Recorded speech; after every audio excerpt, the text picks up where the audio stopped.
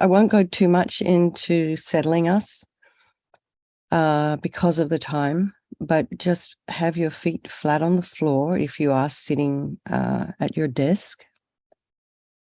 If you're sitting in the regular meditation position, you can prop a couple of cushions underneath either knee if your hips are tight. Either way, make sure you're sitting right on top of your sits bones, particularly if you're in a cross-legged position, because you don't want to be sitting back on your sacrum and rounding your back. So you want to be nice and linear. So shoulders align with your hips, and just imagine your spine is a string of pearls of light. Just take a nice deep breath and relax. And just imagine you're relaxing from the crown of the head. Imagine all those muscles in the scalp. I don't know if there's muscles in the scalp, but there's some facial muscles, and there must be muscles in the head as well. So as soon as you imagine relaxing those, notice what happens to your face and your head.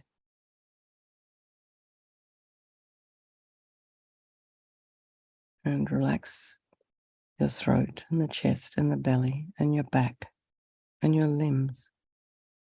Take a nice deep breath.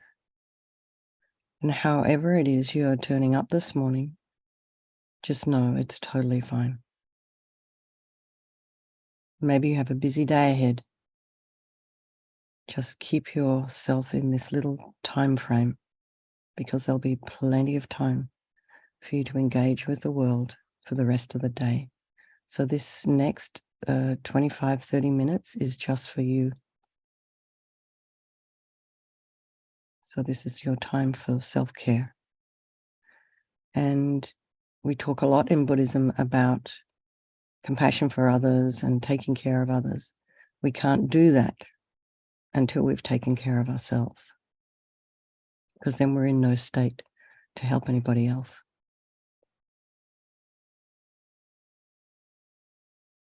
So just try and settle the mind, bring the mind to the breath. Just notice the sensations of the air as you're inhaling and exhaling. Be aware of your environment, the sounds, the smells, but yet try not to be distracted. Try not to allow the mind to follow the sounds or the smells, sensations. And then whatever is arising in the mind, just allow it. Try not to judge. Take a little step back and just watch those thoughts without being engaged, without judging, criticizing. And then very briefly bring to mind some people of your life, friends, these folks that we maybe don't like so much and then are strangers, remembering they can all change place at any time, these relationships.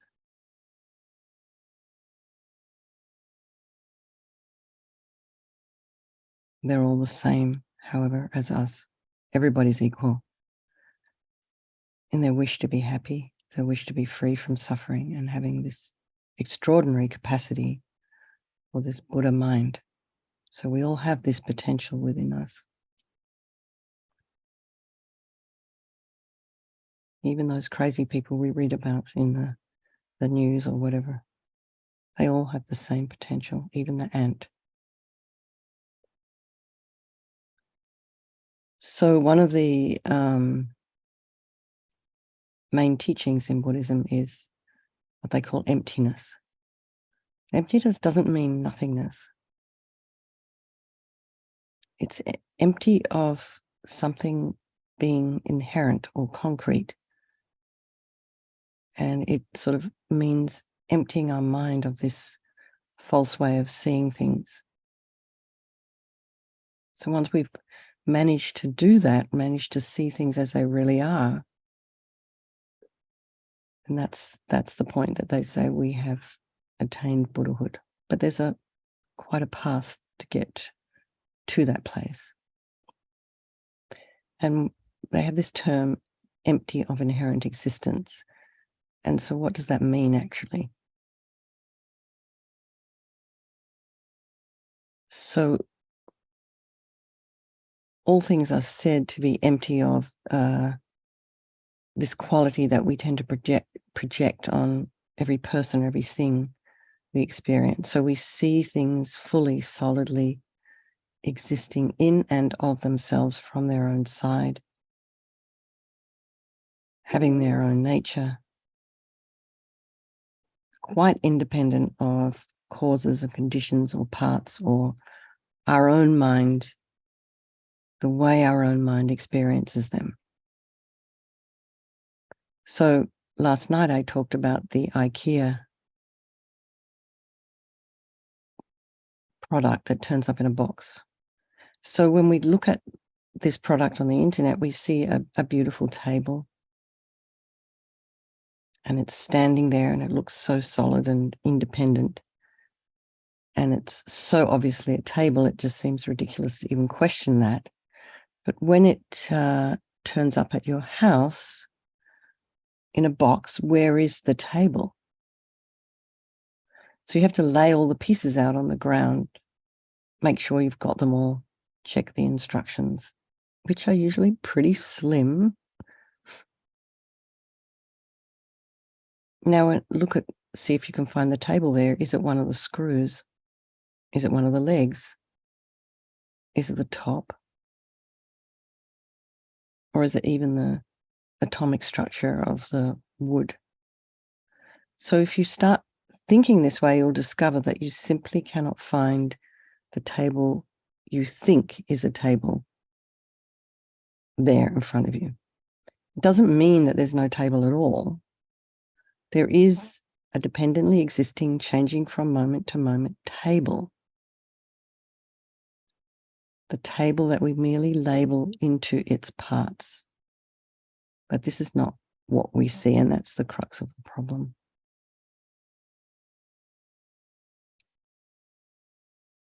We experience not the bare reality of each thing and each person, but an exaggerated, filled out image of a person or a thing projected by our own mind. And this is how the marketers and the advertisers just grab us and get us to buy things that we don't need. So this kind of mistake marks every one of our mental experiences, and it's quite instinctive, and it causes a lot of problems for us. And it starts with a misapprehension of our own self, and we are a composite of our body, flesh, bones, skin, cells, atoms, and a mind, and a stream of thoughts and perceptions. And this composite is conveniently known as Katy or Mary or Coral, Maya, and it's a temporary alliance. In Buddhism, it's regarded as a temporary alliance that ends with the death of the body and the flowing on of the mind to other experiences. Now, this can be a little bit disconcerting. A part of us, this kind of ego that we have that craves security and immortality, invents some kind of inherent, independent, permanent self. And this is not deliberate, it's not conscious, but it's something that we've been habituated to from life to life. It takes place deep in our subconscious mind. And this fantasy that we have of ourselves appears especially strongly at times of stress, excitement, fear. For example, when we narrowly escape an accident, there is a powerful sense of an I that nearly suffered death or pain and must be protected. That I, they say, doesn't really exist. It's an hallucination. So our adherence to this false I, known as grasping ignorance, taints all our dealings with the world. We are attracted to people and places and situations that gratify and uphold our self-image and we react with fear or animosity to whatever threatens it. So you can see that here in this country right now. You can see in this country with people who are a little bit different. Someone who's not the same color as you. Someone has different beliefs as you. Someone who's different sort of, relationship preferences to you. And people get scared. So we view all people and all things as definitely this way or that. And this is self-grasping. And it branches out into attachment and jealousy and anger and arrogance and depression and sort of all our other unhappy states of mind. So ultimately, we want to eliminate this root ignorance with the wisdom that realizes that everything we experience is empty of all these false qualities that we project onto things. And this is a real transformation that needs to take place. And it's something that we have to constantly remind ourselves of during the day. And it sounds pretty abstract, but it's quite practical and relevant to our lives. And first step is to try and get an idea of what it is we think exists and to locate it. So, for example, the I that we believe so strongly. And then by using clear reasoning and in analytical meditation, try and see that it's a mere fabrication, something that has never existed and could never exist in the first place. But we don't want to throw out too much because you do exist. There is a conventional, interdependent self that experiences happiness and suffering, that works and studies and eats and sleeps and becomes enlightened. So we have to try and distinguish between the authentic I and the fabricated one. Sometimes we can't tell them apart. So, there's many different ways in. Some people choose therapy.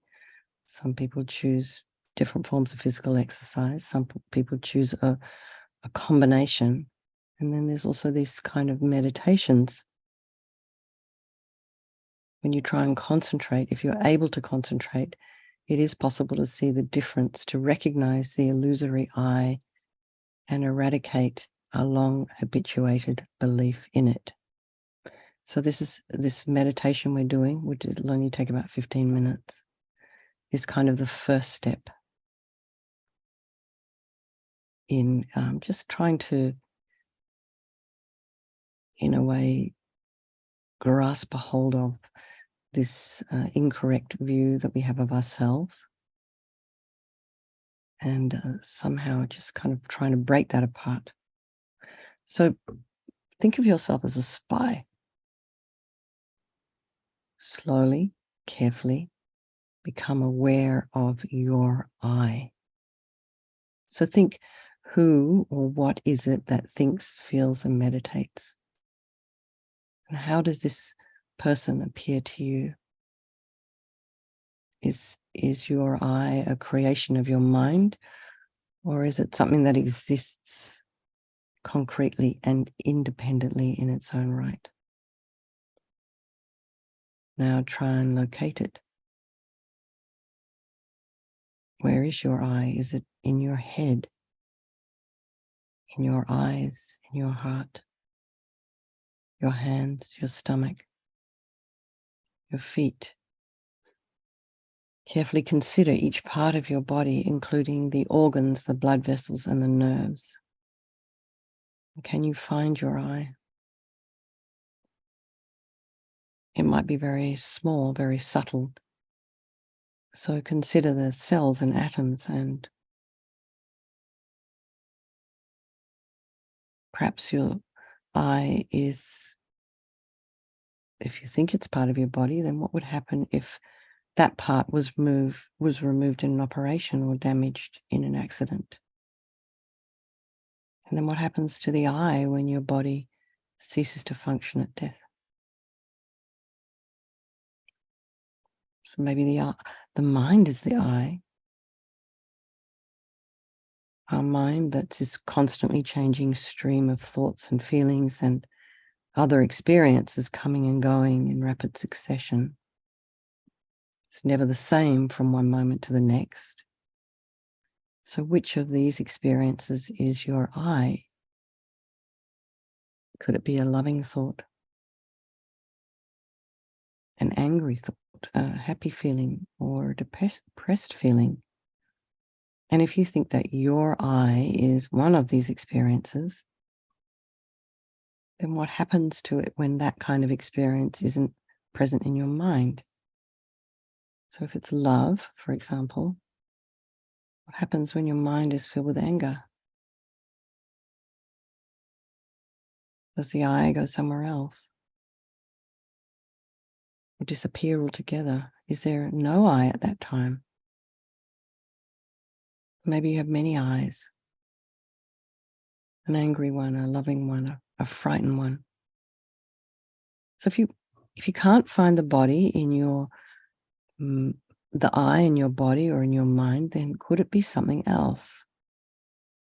Is there some extra part of you other than your body and mind? So after all, we say my body and my mind, implying the existence of something else that owns these two.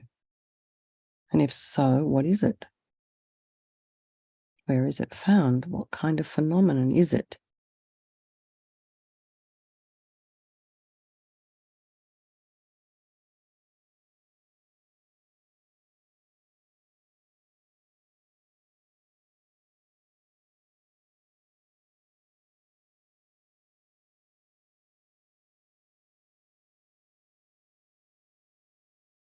Look at the way your I appears and how it feels to you.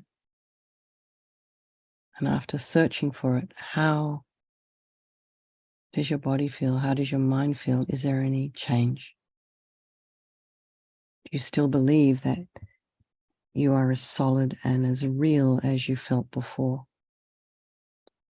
Do you still feel you are appearing to exist independently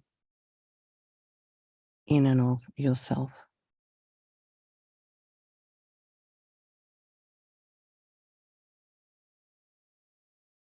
So now just imagine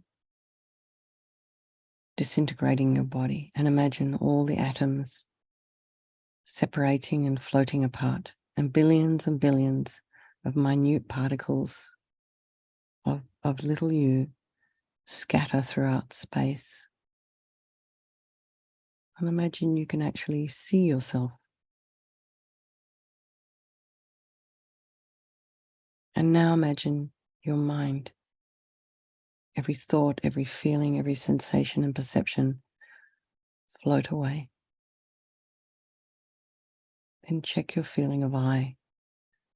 Where is it? What is it?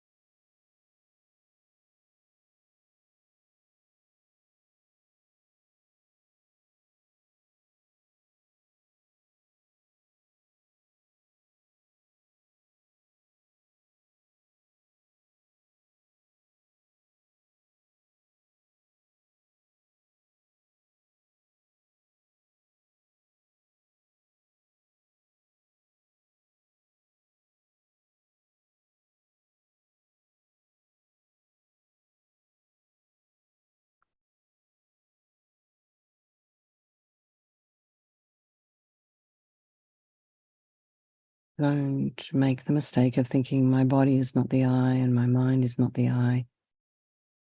Therefore, I don't exist. You do exist. But we just don't exist in the way that we think we do. We think we're independent and inherent. And this is why we think we can't change. This is why we think we are always going to be angry or we're always going to be depressed. Because we think we're fixed. Conventionally, yourself exists in dependence upon mind and body. And this combination is the basis to which conceptual thinking ascribes a name, I, or self, or Mary, or Bill. And this is the you that is sitting and meditating and wondering, do I exist? Whatever exists is dependent upon causes and conditions or parts and names for existence. Its existence, a car, for example, as I mentioned last night, is a collection of pieces of steel, glass, plastic, rubber, engine, battery, put together by people in a factory. It was designed by a person, a company, people, engineers. And we give it the name car. It's kind of a collection of things, though, and of a collection of expertise has gone into that car. But if we look for a real, concrete, independently existing car, can't be found. So conventionally, things exist dependently, and understanding dependence is the principal cause for understanding their ultimate nature, emptiness. The conventional nature of an object is its dependence upon other things, and its ultimate nature is its emptiness of inherent, independent existence. So think now about how your body exists conventionally in dependence upon your skin and your blood and your bones and your legs and your arms and your organs and so forth.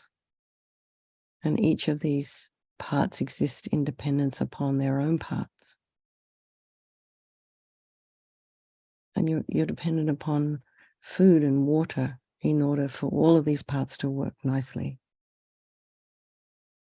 And think about your mind and how it exists in dependence upon thoughts and feelings and perceptions and sensations.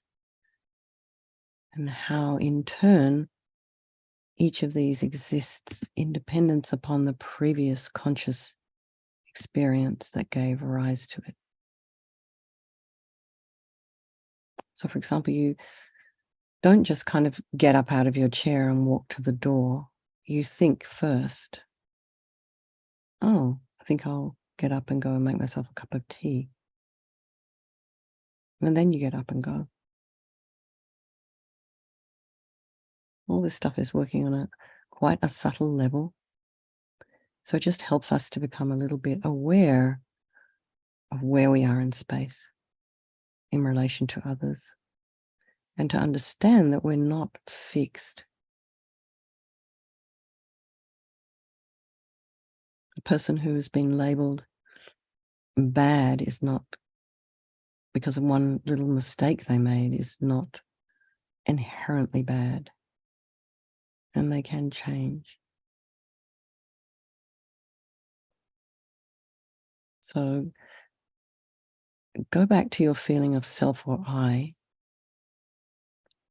and think about how you exist conventionally in dependence upon mind and body and name, the self's parts. And when the body feels hungry or cold, for example, you think, I am hungry, I am cold. When the mind has an idea about something, you think, I think. When you feel love for someone, you say, I love you. When you introduce yourself, you say, I am so-and-so. And apart from this sense of I that depends on the ever-flowing, ever-changing streams of body and mind, there is an I that is solid, unchanging, and independent. Does that exist?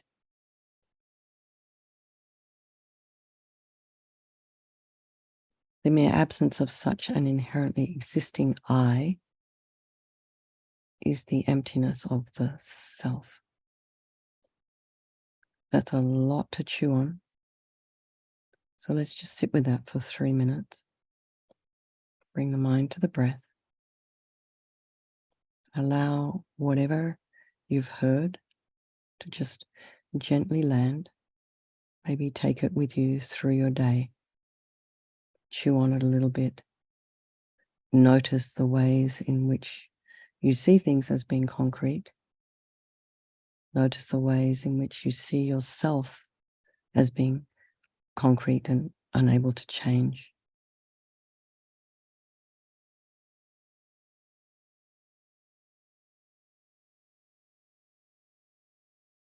So we'll also at some point do a little meditation on impermanence, because impermanence is also part of this. If not for impermanence, we wouldn't be able to change our minds.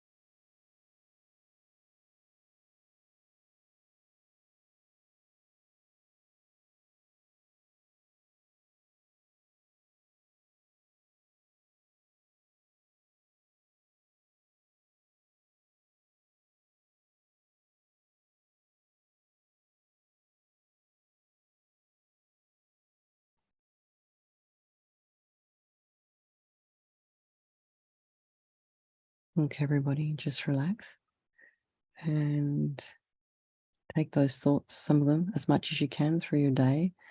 This evening, we're still continuing on with session 5 of Meditation 101.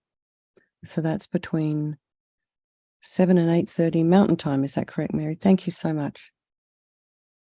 Elizabeth. Thank you. Not my brilliance, my friend.